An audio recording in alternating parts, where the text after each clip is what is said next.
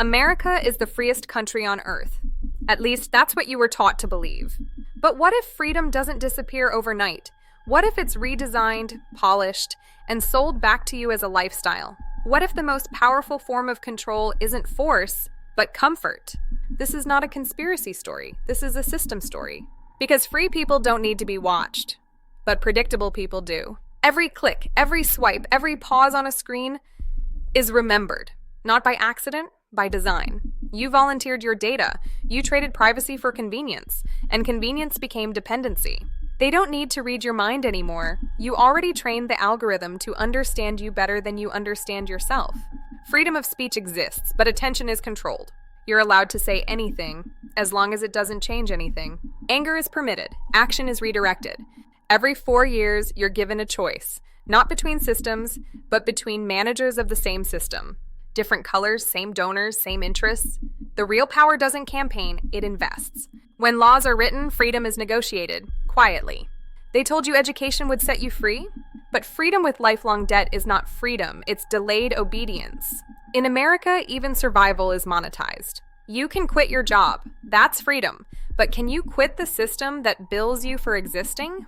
Debt doesn't lock doors, it locks choices. America doesn't just fight wars, it funds an economy through them.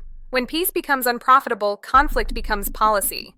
You're shown what to fear, and never shown who profits. Order is necessary, control is profitable. Confusing the two is intentional. Surveillance isn't about stopping crime. It's about mapping behavior.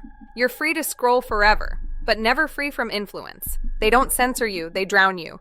The loudest prison is distraction. Years pass, work continues, debt grows, and freedom becomes a word, not a feeling.